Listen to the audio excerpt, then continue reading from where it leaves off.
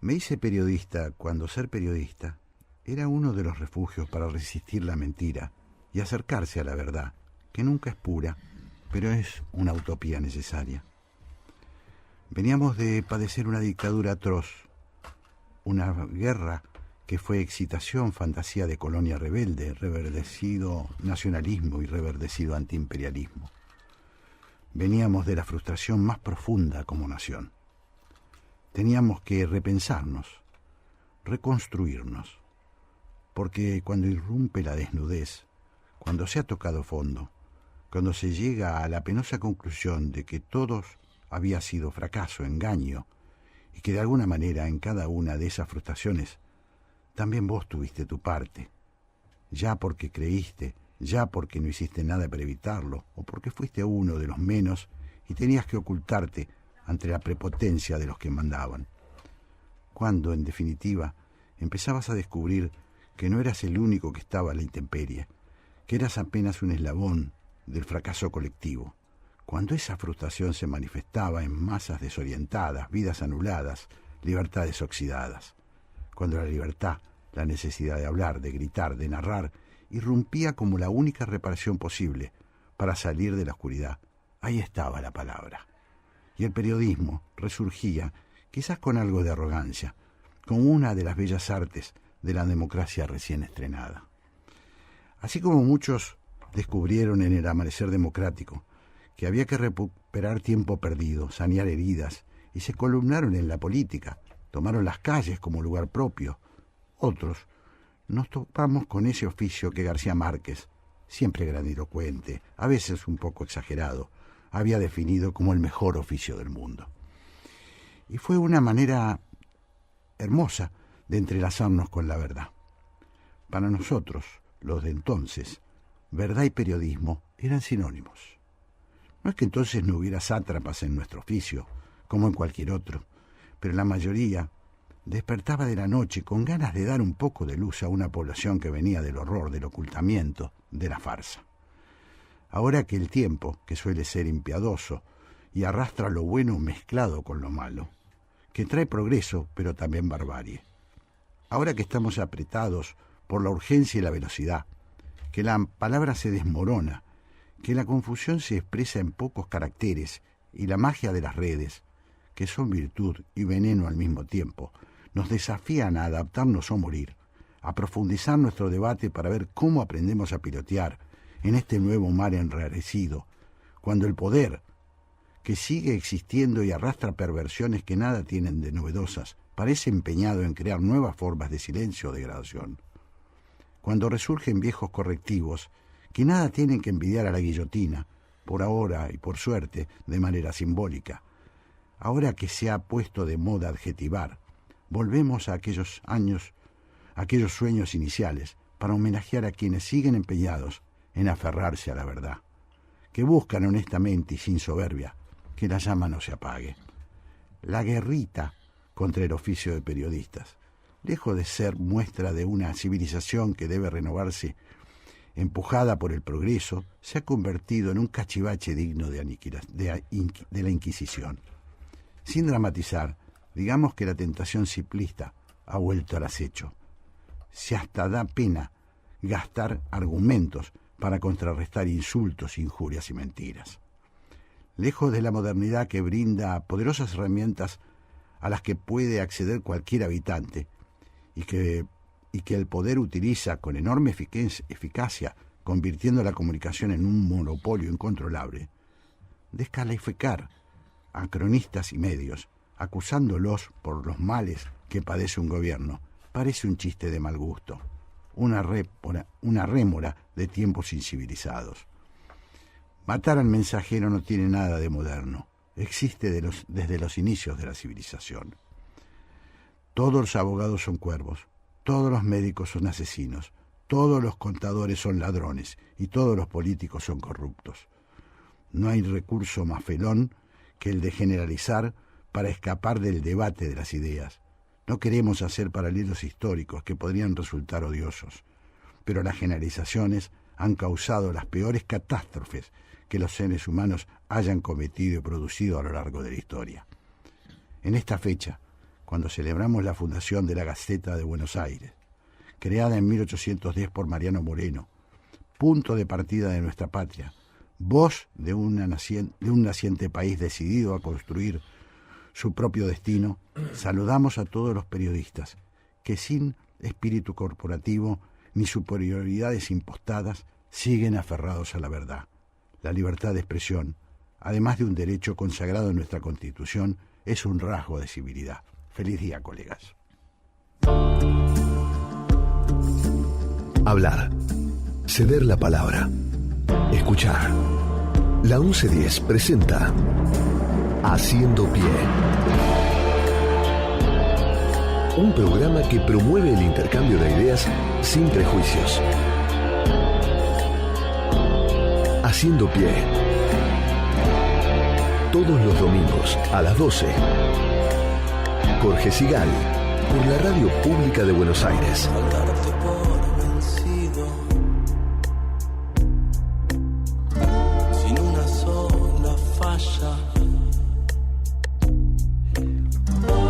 Buen mediodía de domingo. Estamos acá en el barrio de Palermo, como siempre, en un día otoñal, típicamente otoñal. Nubladito, medio fresco, prometiendo que nos vamos acercando inevitablemente al invierno. Nosotros contentos, acá es un día particular, es un día que mucha gente está hoy despidiendo al Indio Solari, una figura impresionante. Para nosotros, confieso, un poquito ajena, pero un poquito ajena no quiere decir que nos resulte indiferente, porque todo líder popular, todo ídolo popular, una persona que es capaz de convocar a multitudes, como lo ha hecho el Indio Solari, nos llama poderosamente a una reflexión, a tener en cuenta cuáles son esas pasiones que se desatan. ¿Por qué una persona es tan querible? ¿Por qué una persona es tan seguida por tanta gente? Bueno, saludamos a los oyentes, sobre todo aquellos que puedan haber sentido o que sientan hoy un día de profunda tristeza por la desaparición de este astro de la canción popular. Así que bueno, les voy a dar la bienvenida a mis compañeros de tarea, a mi izquierda, como siempre, Santiago Kovadlov. Hola, Santiago, ¿cómo estás? Y a mi derecha, Mónica Ferreira. ¿Cómo les va? Hola, ¿Cómo Mónica. andan? Buen domingo. Bien, estaba pensando, Jorge, brevemente, que el Indio Solari representa, en un punto en que sí, nuestro parecer puede ser de profundo respaldo en la comprensión de su significado, lo que todo artista aspira a significar y pocos logran, que es ser, mediante su arte, capaz de representar la sensibilidad, el entendimiento, la percepción de muchos. Totalmente. En el mejor sentido del término. Es una voz de muchas voces. Totalmente. Una voz a través de la cual muchas voces han encontrado su propia actitud para expresarse. Totalmente, Santiago, totalmente. ¿Verdad? Totalmente de acuerdo. Qué lindo. Mónica, ¿te parece? Que sí, es eso, es una voz que ha logrado calar profundo y ser parte de muchas generaciones. ¿Vos sos ricotera, Mónica? Sí, y es un día muy triste, ya vienen siendo un par de días tristes. Mirá, tengo mucha gente así, pero realmente... Pasa es que, claro, o sea, ha sido la música de nuestra generación. Qué lindo. De muchas, porque atravesó muchísimas. Yo Sí. tuve la posibilidad y la enorme suerte de poder ver a Los Redondos en vivo, Mirá. de poder empezar a vivir un poco todo eso. Y a partir de ahí, tener la posibilidad mientras se pudo, porque también es un artista que convocaba multitudes, ¿no? Sí, totalmente. Logré verlo en Jesús María, logré verlo después en Salta, en el Estadio Marte Arena, Mira. y ya después, bueno, la convocatoria cada vez se fue haciendo más grande y por ahí a veces el trabajo, las imposibilidades de poder viajar y eso. Pero sí ha sido un artista que ha sido la voz de todos, y ahí es donde... ¿Y qué es lo que se vos... siente esa perdóname que te haga tristeza. esta pequeña entrevista, pero me resulta... No quiero muy caer en la oportuno. autorreferencialidad. No, es no que lo no es sos, al autorreferencial, revés. me parece que sos expresión de muchísima gente. Entonces, ¿qué es lo que más te conmovió del indio? ¿Qué es lo que Principalmente las letras. Las letras. Principalmente las letras. Bueno, porque lo escuché Sí. a Lalomir, Mónica, Sí, por eso sí, Santiago, lo escuché a Lalomir, que me pareció muy interesante hablar del indio, diciendo yo no soy un gran seguidor del indio, no me parecía, no está entre mis músicos predilectos. Pero cuando una persona dice, como decía el indio, y millones se conmueven, uno tiene que arrodillarse frente a ese... Es que allí estamos delante de eso que decíamos al comienzo. Él ha cumplido con la demanda fundamental que el arte le hace a todo artista, que sea representativo, que su palabra personal tenga universalidad, que al decir yo diga nosotros. Totalmente. Mónica, ¿querés presentar este programa? Vamos a lo nuestro, sí, les damos la bienvenida a una nueva edición de Haciendo Pie, aquí en la 1110. Vamos a estar acompañándolos hasta las 14, como siempre, en la operación técnica. Nos acompaña Gabriela Garrido, en la coordinación de aire, Agustín Sarabí, Natalia Subiel, producción, Gabriel Matera, producción general, Mechita Laguna, coordinación artística, Raquel Aparicio, locución, Mónica Ferreira. Los invitamos a quienes quieran escribirnos a lo largo del programa, lo pueden hacer a través del WhatsApp de la 1110, 11 36 99 86 60. 11 36 99 86 60. Y siempre les dejo la recomendación para que lo sigan a Jorge. Su perfil en la red social X es @JorgeSigal. Haciendo Pie. Un programa para atravesar la marea.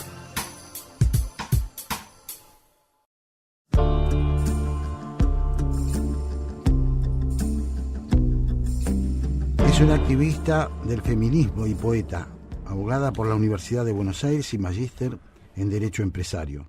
En 2015 fundó la organización feminista Mujeres que no fueron tapa, para cuestionar los mandatos y estereotipos que pesan sobre las mujeres en la cultura masiva. En 2023 fue elegida por la BBC como una de las 100 mujeres más influyentes del mundo. Es autora, entre otros, de los libros La estafa de la feminidad, 2024, y su más reciente, Maternidad, Deseo o Mandato, de 2026. En Instagram, ella es @Lala Pasquinelli. Y ya estamos en contacto con Lala Pasquinelli. Hola, Lala. Santiago Kovadlov y Jorge Sigal te dan la bienvenida. Hola. ¿Cómo andan? Buen día, ¿qué tal? Muchas Buen gracias. día. Muy bien. Encantados de tenerte con nosotros, Lala, y muy interesados en poder conversar con vos a partir de la propuesta de tu último libro. ¿Por qué no le describís a nuestros oyentes, en lo posible, esa alternativa, deseo o mandato en relación a la maternidad? Bueno, el libro de alguna manera intenta meterse en esta discusión que tenemos en el presente sobre la caída de la tasa de la natalidad, que es una conversación que se agita sobre todo, ¿no? Creo yo, desde el poder económico concentrado y como un problema que es monocausal, de alguna manera, que tiene que ver con la exclusiva responsabilidad de las mujeres en esta caída de la natalidad. Y por otra parte me parecía que era interesante poner sobre la mesa otras conversaciones que nosotras venimos desarrollando con nuestra comunidad de redes sociales y fuera de las redes sociales acerca de la experiencia materna en estos territorios, cómo hay un desacople muy grande entre los discursos, la parafernalia publicitaria de la maternidad como una experiencia completamente satisfactoria, rosada, agradable, y después, del otro lado, las experiencias reales de muchas mujeres, no voy a decir de todas, pero de muchas mujeres que son mujeres que necesitan trabajar para vivir y al mismo tiempo cuidar, que no se condice con este relato. Y por el otro lado, esta cuestión que tiene que ver con las mujeres que están eligiendo y decidiendo no ser madres, y cómo ese deseo, esa decisión, esa experiencia vital es en general estigmatizada, o por lo menos mínimamente silenciada, ¿no? No conocemos las historias, no sabemos cómo es ser una mujer no madre en el presente ni en el pasado, pero sí sabemos todo sobre la maternidad. Entonces, un poco también para recorrer ese camino que nos lleva a tomar decisiones vitales trascendentes como la maternidad, pensábamos que para que exista realmente esta elección, que es la que se viene, digamos, que es la que venimos intentando militar desde los feminismos, bueno, para que haya elección tiene que haber opciones igualmente valiosas. Y si una opción es relatada como belleza, expansión y realización, y la otra como una porquería, bueno, claramente que es muy difícil, ¿no? Que no sea direccionada la elección. Así que un poco la conversación tiene que ver con eso y tiene que ver también con historizar un poco cómo se fue construyendo a lo largo de la historia esta idea o estas conversaciones que hoy tenemos tanto sobre el deseo en la maternidad, que es algo que hoy se nos cuenta como, no sé, digamos, aparece algo como algo biológico, ¿no? El deseo de ser madres, que en realidad es una conversación novedosa históricamente, porque hasta el arribo de la píldora, esa conversación ni siquiera existía. Así que bueno, tiene un poco que ver con eso, el planteo del libro. Lala, indudablemente estamos ante un tema complejo, interesante y a la vez donde se mezclan necesidades, cambios imprescindibles y también prejuicios. Y vos hablas mucho de eso en tus distintas, tanto en tus libros como en tus distintas intervenciones públicas. El estereotipo de mujer, la mujer linda, la mujer debe ser linda. Hay un concepto sobre la belleza que recae fundamentalmente sobre la mujer. Y también, y te llevo a un tema de estricta actualidad, también la mujer es de alguna manera visto por una buena parte de la sociedad, ahora después te voy a preguntar en detalle, como un personaje obviamente dependiente del hombre, secundario del hombre, y en algunos casos víctima de la violencia por parte de los hombres. Bueno, acabamos de tener un episodio tremendo esta semana, una marcha muy importante de repudio y de solidaridad con las mujeres, como ha sido el caso Agostina Vega en Córdoba.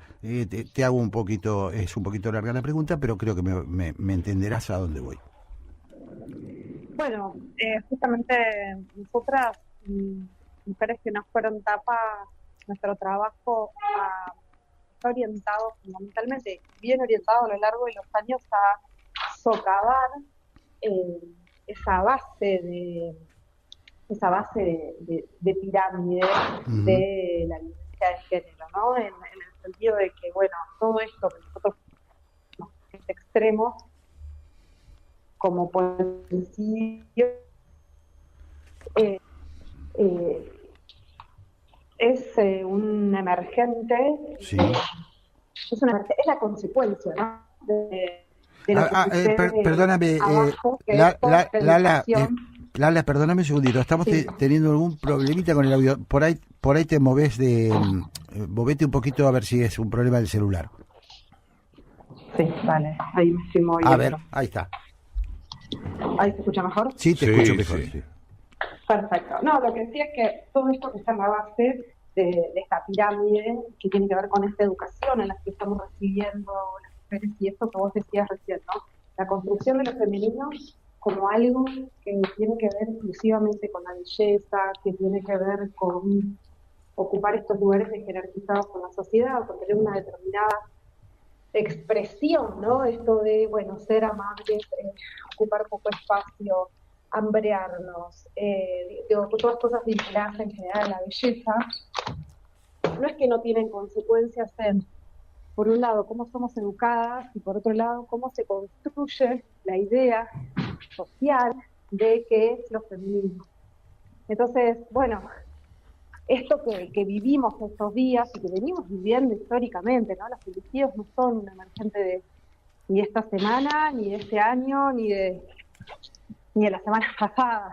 Sí. Son un emergente social, son la consecuencia de esto, ¿no? Una cultura que, bueno, construye un determinado modelo de feminidad, pero también construye un determinado modelo de masculinidad, donde los hombres siguen siendo educados para disponer de la violencia, para tener amputada su emocionalidad, para que su sensibilidad no se desarrolle. O sea, esto desde los feminismos lo venimos diciendo desde siempre, ¿no? Esta educación diferencial que reciben las mujeres para cuidar la vida nueva, que es una vida que está en una situación de vulnerabilidad extrema, en una situación de dependencia de otras personas. Bueno, ahí hay un desarrollo de habilidades que tienen que ver con eso, con cuidar la vida. Y los varones ¿Hasta no qué son educados para punto, cuidar la vida. hasta qué punto, Lala, ese mensaje del cual vos sos vocera encuentra una repercusión positiva entre los varones? ¿Tenés idea acerca de la solidaridad, de la magnitud, de la comprensión que alcanza un planteo como el tuyo del lado de los varones? ¿Qué decirte? A ver, yo creo que en este momento, creo que dos cosas, ¿no? Como todos estos temas son temas complejos que por ahí necesitan una mirada más compleja, ¿no? Pero eh, a mí me parece que están pasando muchas cosas al mismo tiempo, como siempre. Por un lado, creo que hay un gran grupo de varones más jóvenes, bueno, de todas las edades, te diría, pero que hay una conversación que se empieza a abrir entre los varones en relación con esto, que no es, digo, no es que esto no haya existido nunca, ¿no? No es que los varones, no haya habido varones sensibles o comprometidos o en alianza, o la verdad es que esto no es un tema de varones y mujeres, ¿no? Claro. O varones contra mujeres, absolutamente no, y no es que todas las mujeres somos buenas o no somos o somos incapaces de ejercer la violencia. Creo que también esa complejidad hay que exponerla. Sí. Estamos hablando, ¿no? De, bueno, haciendo generalizaciones porque estamos hablando de algo que es estructural, pero sí creo que siempre han existido estos varones sensibles que también por esa sensibilidad muchas veces son castigados y hostigados por sus propios pares. Claro. Y que eso es lo que hace más difícil, ¿no? La sensibilización y la concientización y sobre todo tomar acciones, porque siempre hay una penalización, ¿no? Esto que sufren los varones desde pequeños, que es cualquier gesto que se salga de lo que es identificado como estrictamente masculino, o sea, cualquier gesto feminizado, a los feminizados se llama un gesto de sensibilidad, de ternura, de conmoción emocional. Bueno, en general es penalizado entre los varones, ¿no? Entonces, por eso se habla tanto de la cofradía, ¿no? De los varones, porque si no se rompe esa obediencia a los pares, es muy difícil que empiecen a pasar otras cosas. Al mismo tiempo, bueno, estos días hubo muchas conversaciones, ¿no? Sobre, bueno, qué van a hacer los varones, qué están haciendo los varones en esta conversación, qué van a hacer, cómo... Y me parece que está muy bien esa interpelación, que es muy importante, pero al mismo tiempo, como te decía recién, hay otra cosa que sucede, que es que y lo vemos en las encuestas y lo vemos en los números, ¿no? No sé si vieron, hubo una encuesta muy interesante que creo que la hizo la encuestadora Surban, una encuestadora que es de Córdoba, sobre la percepción de varones y mujeres sobre el caso de Agostina, sobre la violencia de género en general, sobre la estructuralidad de la violencia, y había hay una diferencia, por supuesto, en la percepción de la violencia. O sea, el 70 y pico % de las mujeres, creo que algo del 77%, la percibían como estructural esta violencia y como algo muy grave. Claro. Y del otro lado teníamos un casi 30% de varones con la misma percepción, ¿no? Entonces, y yo pensaba que también la deben haber visto ustedes, estas encuestas vinculadas a la intención de voto de varones y mujeres y la diferencia que hay entre cómo, digamos, el porcentaje de mujeres que votan proyectos progresistas es altamente superior al de los varones, ¿no? Entonces, creo que también todo esto que venimos hablando, que estamos hablando, y que tiene que ver con esta educación, no es lo mismo, ¿no? Ser educados para cuidar que para arrasar la vida, bueno, tiene consecuencias en la vida política, no solo en la vida de las mujeres, y no solo en la violencia de género, sino en todas las formas de cuidar la vida, ¿no? Sí. Por eso. Estamos, déjame que le recuerde a los oyentes que estamos hablando con Lala Pasquinelli, activista feminista, y en una semana muy particular, con otro hecho que me gustaría incluir, que es que he notado una simpatía del movimiento feminista con el Indio Solari. Justamente hoy lo están velando, y me gustaría que vos me hagas una reflexión de por qué esa cercanía, por qué sienten las mujeres que es un varón que de alguna manera las cobija o las cobijaba. Sí, yo no sé si no me animaría a hacer una generalización que diga que el movimiento feminista, pero sí creo que a muchas esto es intuitivo, lo que voy a decir, ¿eh? Sí, claro. No lo he reflexionado largamente ni nada por el estilo. Me pienso como, digo, no sé, yo soy del interior de la Argentina, conocí Buenos Aires porque vine a los 14 años a ver un recital del Indio Solari. Mira. Creo que lo que pasa con Solari es que en los 90, en los 80, primero que es un artista que cobijó muchas generaciones, ¿no?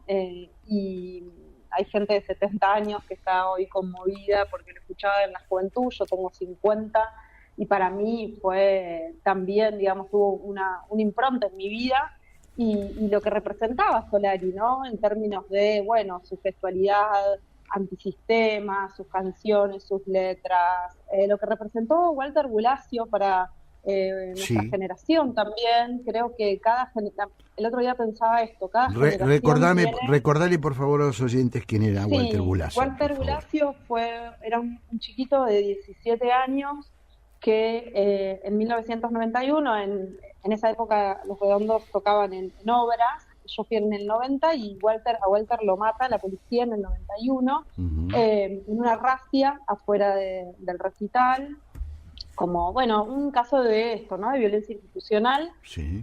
Como cada generación tiene el suyo, lamentablemente, ¿no? Pensaba el otro día que todas las generaciones tenemos un caso de violencia de este tipo, que matan la policía matando a un pibe, y un femicidio que también nos marca. En el caso de mi generación creo que fue el de María Soledad Morales, pero cada generación tiene un femicidio, ¿no? Como esto también estos hechos se van inscribiendo en nuestra historia y en la producción de nuestras identidades, ¿no? Claro. Nosotras, yo creo que cuando vos tenés 14, 15 años y matan a una piba de tu misma edad, una piba que, por más que los medios te quieran hacer creer que casi que la mataron porque era culpa de ella, porque, no sé, porque el TikTok, o en el caso de María Soledad Morales porque había salido de noche, o la otra porque no sé qué, vos sabés, yo creo que todas nosotras sabíamos en ese momento que, bueno, que el mundo había cambiado para nosotras, ¿viste? En ese momento. Claro. O sea, en ese momento vos empezás a entender que estás en peligro, que tenés miedo. Bueno, creo que con la violencia institucional pasa lo mismo, ¿entendés? El ejercicio de la violencia por parte del Estado, entender que un pibito de 17 años no puede de ninguna manera ser asesinado por la policía. Y bueno, yo creo que la muerte de Walter también, digo, ¿no? Fue algo muy significativo para esa generación. Y sí puede ser que muchas feministas hayamos sido fans de Solari, del Indio Solari, de los Redonditos Ricota. Creo que tiene que ver también, ¿no? Con una sensibilidad, o con una apertura hacia lo político, ¿no? Hacia una conversación que trasciende lo personal, o las historias de amor, o lo que en general por ahí suele proponer la música, y un músico que te habla de otras cosas, que tiene una posición, ¿no? Ante el mercado, qué sé yo. Me parece que, digo, no sé, pensándolo ahora con ustedes, porque la verdad es que no es algo que lo había pensado, pienso que puede tener que ver con eso. Más allá de que, bueno, evidentemente por lo que estamos viviendo y lo que se está viviendo estos días es una persona que ha tenido mucha influencia en la cultura de nuestro país y en nuestras historias, ¿no? Sí, sí. Lala Pasquinelli, Te agradecemos muchísimo este contacto con Haciendo Pie. Te vamos a volver a contactar seguramente para seguir charlando porque el tema es muy Cuando interesante. quieran. A nosotros nos resulta apasionante. Muchas gracias. Gracias, Lada. No, un abrazo grande, que tengan buen domingo. Hasta muy pronto. luego. Chao, chao. Chao. Haciendo Pie. Un programa que acerca.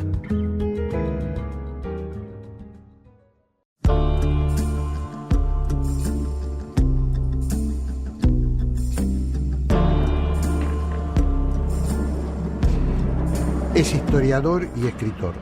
Enseña historia del siglo XX en la Facultad de Periodismo de la Universidad Nacional de La Plata y es investigador del CONICET. Además es miembro de la Academia Nacional de Tango y de la Academia Porteña del Lunfardo. Es autor, entre otros, de los libros Discépolo, una biografía argentina, En nombre del folclore, biografía de Atahualpa Yupanqui, y su más reciente, Las edades del tango, de 1987 al siglo XXI. En Instagram, él es @SE_Pujol.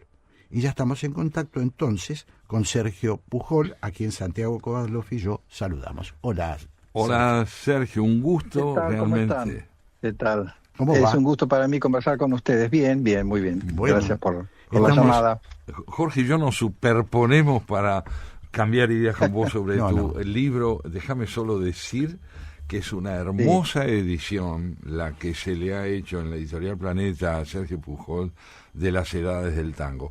Como objeto, el libro es precioso y como expresión de una sensibilidad culturalmente relevante del país, muy notable. Coincido Sí, yo estoy de totalmente. acuerdo con lo que decís. Sí, yo también coincido con... Qué suerte, somos por lo tres. menos somos tres. Por lo menos respecto a la calidad de la edición, No, sí. no estoy en condiciones de ponderar el contenido, pero sí puedo ponderar la tapa. La tapa es un fotograma de la película El día que me quieras, la última película que grabó Gardel, que filmó Gardel, poco antes de su trágica muerte. Sí. Y es interesante porque ahí aparece un joven Astor Piazzolla que está haciendo lo que en teatro y en cine se llama un bolo. Claro. Se habían conocido, la familia Piazzolla, Vicente Piazzolla estaba radicado en Nueva York en ese momento y era un gran admirador del tango y en particular de Gardel. Así que, bueno, Gardel le ofrece este pequeño papel. Y digo que es interesante la tapa, que realmente es una foto muy emblemática porque Piazzolla está con el dedo de la mano derecha señalándonos a nosotros, o sea, está señalando el futuro, ¿no? Digamos, Y en esa Sergio, foto digamos están- que sí. es un niño Piazzolla en esa foto, Piazzolla es un niño. haciendo Piazzolla el es un papel niño, de sí. canillita. Exactamente, y está señalando al futuro, y el libro se llama Las edades del tango. En realidad no son las edades biológicas de los protagonistas de esta historia, Claro. sino son 5 momentos a los que yo apelé para organizar esta historia que empieza en 1897, que yo hago iniciar en 1897, porque en realidad el año cero de los fenómenos de cultura popular siempre es un poco caprichoso, ¿verdad? Exactamente. Digamos, 1897 es el comienzo porque en 1897 se edita en partitura un tango titulado El Entrerriano, Sí. de un afrodescendiente pianista llamado Rosendo Mendizábal. Me pareció que ese podía ser el punto de inicio, pero en 1827 ya el tango había hecho un cierto recorrido y lo extiendo hasta la actualidad, digamos, hasta semanas antes de entregar los originales en Planeta. Y vos, Sergio, veo que uno de los conceptos que aclarás es que es difícil hablar de la historia del tango. Vos decís, Sí. te inclinás más por la idea plural, por la idea de historias, porque hay muchos caminos que convergieron hacia el tango. ¿Es así? Sí, yo pienso al tango en términos plurales, tanto sincrónica como diacrónicamente. Quiero Ajá. decir, cuando Gardel graba El día que me quieras, bueno, en ese momento Roberto Firpo tiene un cuarteto donde interpreta tangos del 900, y en ese momento Julio De Caro tiene una orquesta cuasi sinfónica porque los años 30 fueron años complejos para el tango por la milladura, por la crisis, por la caída del consumo, efectivamente, se graban menos discos, es decir, conviven distintas expresiones tangueras en un mismo momento. Y digo diacrónicamente porque la distancia que hay entre los tangos de Villoldo y Aníbal Troilo, en términos estéticos, es muy grande. Claro. Incluso es más grande que la distancia que hay entre Troilo y Piazzolla. Y sin embargo, en la narrativa del género, a Villoldo se lo considera el papá del tango, y a Piazzolla durante muchos años se lo consideró una especie de ángel exterminador del tango, claro. ¿verdad? Eso no, también Entonces, bueno, no, digo que esto también nos lleva, en relación al libro, y lo compartimos con nuestros oyentes, a plantearte una pregunta que me parece que el libro de algún modo responde. ¿Se puede hablar de una evolución del tango en términos estéticos? ¿O cada momento, como bien me parece que lo señalas en el libro, muestra una configuración posible sin que esto implique una escala cualitativa menor? Exactamente, sí. Esa palabra que vos usaste recién, configuración o constelación, me parece que explica la idea de periodización. Por eso cada edad tuvo el tango que quiso, que pudo tener, pero una cosa interesante es que más allá de esas mutaciones que señalamos hoy, de Villoldo a Troilo, de Troilo a Piazzolla, otra pregunta sería, ¿por qué la palabra tango nos sigue interpelando? ¿Por qué sigue siendo tan potente la palabra tango, ¿no? Sí. Y efectivamente yo creo que no hay, digamos, por lo menos la mirada, la perspectiva de la que yo estudio este tema no es evolutiva. No es que el tango nació como una música silvestre, fue evolucionando, llegó a un punto alto y después de pronto cayó, como si fuera una lectura casi religiosa, teleológica, como si tuviera una dirección. Yo creo que cada edad tuvo el tango que pudo tener, y yo lo pienso en edades porque las edades son justamente constelaciones de músicos, poetas, medios de comunicación, la sociedad argentina en un momento determinado, la sociedad, porque no era igual la sociedad de los años 20, una sociedad que había crecido al fragor de la inmigración masiva, que la sociedad de los 40, 50, que es la sociedad, me estoy refiriendo a la sociedad porteña, donde había más migrantes del interior que hijos de inmigrantes europeos. Entonces, esos cambios sociales, esos cambios demográficos se vinculan con un determinado momento del tango, ¿no? Bien. Por eso que es una lectura, digamos, no es solamente una lectura artística del tango, que por supuesto es un artefacto cultural maravilloso, riquísimo, donde se conjuga la poesía, la música, la danza, sino es una lectura también una lectura social del tango, ¿no? Estamos hablando con Sergio Pujol, es autor de un libro de Planeta impresionante, Las edades del tango, de 1987 al siglo XXI. Me estaba preguntando, vos lo insinuaste de alguna manera, Santiago, ¿cómo se vincula el tango a la búsqueda de una identidad? Una cosa que los argentinos siempre discutimos y hasta nos cuestionamos, ¿no? Porque somos hijos de la inmigración, de una mezcla, ¿Cómo jugó el tango en ese sentido? Yo creo que el tango en la década del 10 y del 20 fue quizás la mejor prueba de que hubo un grado de integración, a diferencia de lo que pasó en Estados Unidos, donde uno ve en Nueva York con los barrios característicamente inmigratorios, el Little Italy, el barrio judío, el Harlem negro.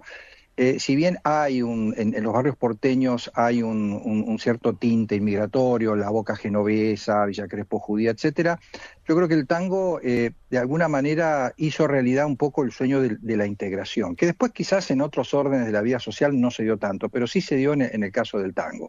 Hay una teoría que la sostiene Blas Matamoro, un gran escritor. Sí, claro. Que sabe mucho de tango, radicado hace mucho tiempo en España, que él dice que en realidad el tango es la expresión de esa sociedad conformada por inmigrantes y criollos, y que en realidad más tarde, ya con la llegada del peronismo, con las migraciones internas que suceden un poco antes de la llegada del peronismo, la música dominante es el folclore, que viene del interior. Hay algo de eso, pero sin embargo, los años 40 son años muy brillantes también para el tango, por la actividad de sus grandes orquestas, por autores y compositores magníficos. Entonces yo diría que efectivamente el tango es a diferencia de otros géneros musicales de otras partes del mundo, es un género musical donde la pregunta por la identidad nacional es acuciante. Y es una pregunta muy argentina también, ¿no? Sí, por ejemplo, a mí me gusta mucho el jazz, pero Así digamos, es. los músicos jazz no se están preguntando por la identidad norteamericana. En todo caso, la pregunta en el jazz tiene más que ver con la etnia, tiene más que ver con la cuestión racial, en un momento determinado, ya no, ¿verdad? En cambio, en el tango sí, esa es una pregunta realmente acuciante, y yo creo que una de las respuestas que da el tango tiene que ver con algo que creo que señalaba Jorge hace unos minutos, ¿no? El tango es el resultado de un proceso de hibridación en el que participaron los inmigrantes, los criollos, el componente afro y de alguna manera también los migrantes internos, por más que es una expresión muy rioplatense, desde luego. También hay que señalar, Jorge, en el libro de Pujol, que es, digámosle a los oyentes, un libro de 600 páginas que uno desearía que no se termine nunca, porque es realmente ameno. No es Sergio el que lo va a decir, pero nosotros sí podemos decir que su prosa es hospitalaria. Tiene una capacidad de contarnos los hechos como si realmente no le hubiera costado nada hilvanarlos. Una pregunta que se impone en consecuencia, que quiero hacerte también en nombre de Jorge. Sergio, ¿cuánto tiempo te llevó componer esta obra? En realidad, este libro me llevó unos 3 años de trabajo sistemático, pero por supuesto el origen de los libros a veces es inefable. Yo en el prólogo cuento un episodio que fue muy importante en mi vida intelectual, que fue haber conocido a Eric Hobsbawm, un gran historiador británico, ¿no? Yo lo conocí porque en el año 98 Hobsbawm vino a la Argentina a dar una serie de charlas. Yo en ese momento colaboraba en el suplemento Cultura y Nación de Clarín, en el que vos colaboraste durante muchos años, Santiago, si no recuerdo mal. Claro, y bueno, yo tuve la suerte que me invitaba, en ese momento el editor del suplemento era Marcelo Pillon Rivière, que le gustaba mucho el jazz y teníamos una relación bastante amistosa, y me invitó a un ágape. Y yo tuve la oportunidad de estar frente a él, a Hobsbawm, y bueno, le pregunté por el jazz, porque Hobsbawm, además de ser un gran historiador de la modernidad europea, durante muchos años de su juventud fue crítico de jazz, pero era tan fuerte el prejuicio que había en el ámbito universitario británico que él firmaba sus notas con un seudónimo, Francis Newton, ¿no? Entonces, claro, el enfoque que le daba él a la historia del jazz era un enfoque más bien histórico-social. Y en un momento determinado él me pregunta a mí, a los que estábamos alrededor mío, si existía una historia social del tango. Sí. Y si bien había mucha producción sobre tango, la verdad es que la mayor parte de los libros sobre tango abordaban la evolución artística, sus orquestas, sus compositores, sus cantores, etcétera. Y esa pregunta que él me hizo, que ahí me di cuenta que estaba frente a un sabio, porque un sabio, además de responder, sabe preguntar, y era la pregunta fundamental, ¿verdad? Parecía muy sencilla, pero una pregunta realmente clave. Quedó rondando en mi cabeza, yo ya venía laburando con el tema del tango, y bueno, en un momento determinado dije, y lo voy a hacer, me voy a animar y voy a tratar de responder esta pregunta que me hizo Hobsbawm en 1998, que es la historia social del tango en un volumen por un solo autor, ¿no? Porque, digamos, otra posibilidad era armar un equipo de investigadores, pero bueno, yo quería darme el gusto de escribir las edades del tango yo solito. Y te lo agradecemos. Después, bueno, al contrario, gracias a ustedes. Bueno, creo que estamos efectivamente, a mí me fascinó este libro, lo recomendamos ampliamente, entre otras cosas porque cuando nos encontramos con Santiago, te cuento, Sergio, cuando nos encontramos telefónicamente, ¿no? Dice, ¿te llegó el libro? Sí. Y los dos tuvimos la misma sensación, que estábamos frente a una obra que no hace falta tener exactamente, digamos, inclinación por investigar sobre tango para quedar impresionado. Primero, para quedar impresionado, bueno. confieso, Santiago, te lo confieso, Sergio, para quedar impresionado, ¿cómo puede ser tan rica la historia de una canción popular? ¿Cómo puede ser tan rica? ¿Cómo a partir de ahí vos podés hacer un análisis que tiene proyección sobre toda la vida argentina? Claro. Casi es una definición de la argentinidad. Es muy cierto, sí, es muy cierto. Eso yo vivo en estado de sorpresa frente a eso, con distintos géneros musicales, pero especialmente con el tango, ¿no? Por esa historia que a veces, Sergio, discúlpame, tan rica, ¿no? Que a veces por lo menos a lo largo de mi larga vida, se ha discutido porque bueno, el tango no ocupó la centralidad. Ahora, bueno, tiene mucho peso para el turismo, tiene mucho peso esto que vos también lo contás ahí en algún momento, de que cuando te preguntan por la Argentina, efectivamente te preguntan por el tango, o cuando va el mundial, se gana un mundial, dice cómo van a cantar el tango, cómo van a bailar tango ahora, acá baila el tango poca gente, ¿no? Por cierto, es bastante impactante eso, muy, ¿no? Muy lo es, y una pregunta más que se impone, Jorge, a medida que uno va leyendo el libro, son los retratos sumamente personales que logra Pujol de los grandes protagonistas del tango. Por ejemplo, para que nuestros oyentes tengan una idea, el de Horacio Salgán como el equilibrista, así lo llama Pujol. ¿Por qué lo llama así el equilibrista Salgán? Vos sabés que Salgán, que fue uno de los grandes músicos de tango, Manolo Juárez solía decir, muchos somos tocadores de piano, pero pianista es Horacio Salgán, que es una figura además que ha tenido reconocimiento en el mundo de la música clásica, etcétera. Sin embargo, Salgán, cuando le preguntaban por la vanguardia, ya por los años 50 y 60, él se desligaba de ese término, ¿no? Con mucha elegancia.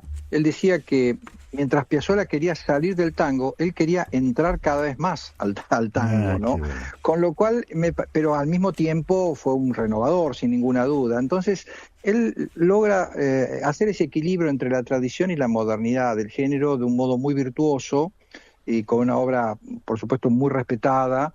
Y a mí me parece que es eso, que es una suerte de equilibrista. A ver, es un equilibrista en los años 60 y 70, ¿no? Cuando se cuestiona que, digamos, que el tango pueda seguir siendo una expresión vigente, cuando una nueva generación parece darle la espalda al tango, que en rigor más que darle yo pertenezco a esta generación, es decir, yo cuando tenía 20, 25 años no quería hacer nada con el tango, ¿no? Hasta que en un momento determinado me di cuenta, bueno, que mi madre hacía las tareas domésticas cantando tangos y que mi viejo tenía discos de Salgán, de Piazzolla, de Troilo, y entonces de algún modo recuperé ese legado familiar y social, digamos. Por eso la última edad yo la llamo la edad de la memoria, que es cuando hay una generación nueva, digamos, de mi edad hacia atrás, o hacia adelante, mejor dicho, que vuelve al tango o que encuentra en el tango algo que había ignorado durante mucho tiempo, ¿verdad? Claro. Y es de memoria porque, y acá aparece un poco nuevamente la figura fantástica de Horacio Salgán, es de memoria porque la impresión que teníamos a fines de los 70, principios de los 80, es que después de Piazzolla se había terminado el ciclo del tango, ¿verdad? Claro. Entonces la forma que encuentra, el modo que encuentra una nueva generación para seguir con el tango es mirar hacia atrás, ¿no?